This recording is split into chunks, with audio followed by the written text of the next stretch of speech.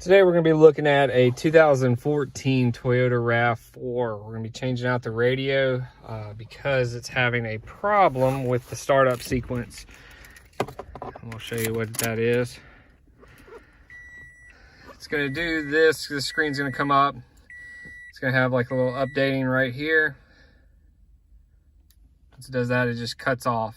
It doesn't complete the update, and it'll keep trying to do it over and over again. Radio does not work.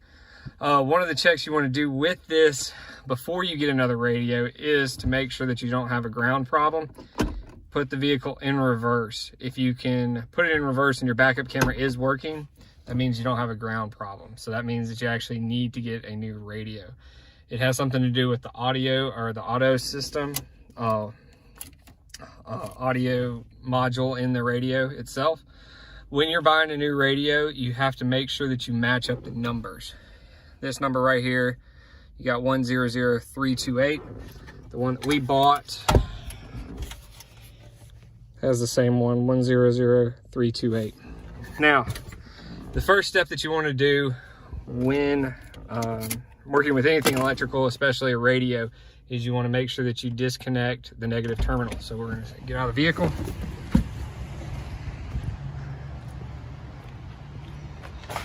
Right over here, got the negative terminal. Pop that right off. That way you don't have any shorts or anything, shorts out, blows a fuse or anything like that when you're working on it.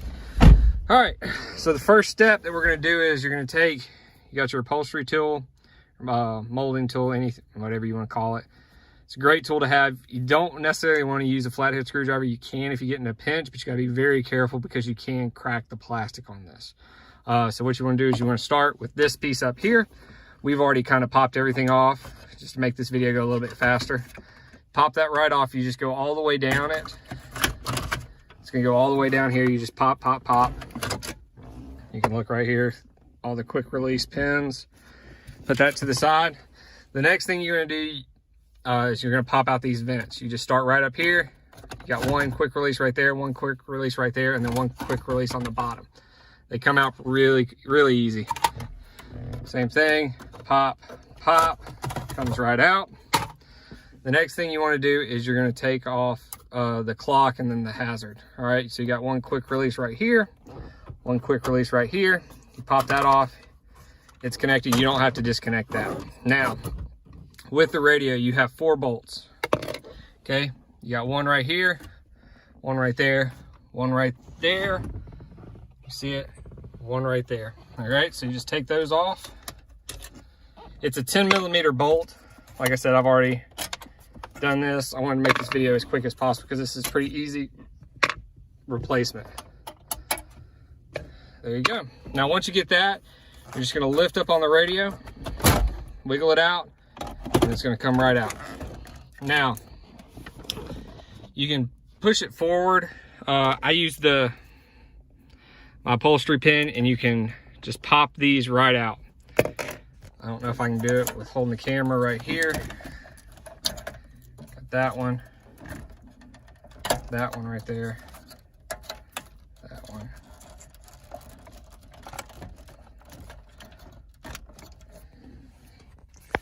This one might need the, there we go. That right out. There we go. So this just comes out. Set this aside. You got your new one right here. So this might be a little bit difficult. Right here. This one right there. And you can't get these mixed up. They're all specific for each port, so you're not going to get them mixed up. You don't have to worry about plugging it into a wrong port or anything like that. Sorry about the camera being so shaky, but got them all plugged in. Now, you want to put this back in there. It will kind of pop in right up here, right up there. Now, before you do everything that you need to do, okay, you want to test the radio. So before you put your bolts in, all the upholstery is going to come back right out here.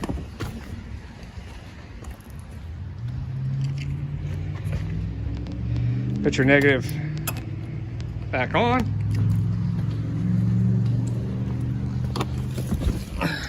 got power. I'm gonna crank this up, make sure that the radio works.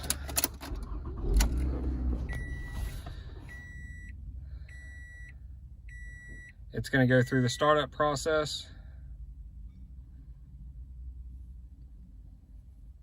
It's always gonna do this, so don't be scared if you see this.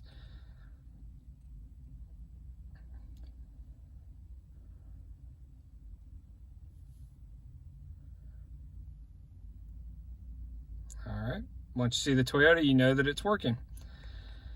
So you wanna make sure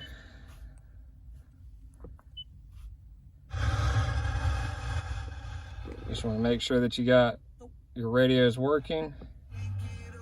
You got radio. You want to make sure that your backup camera is working.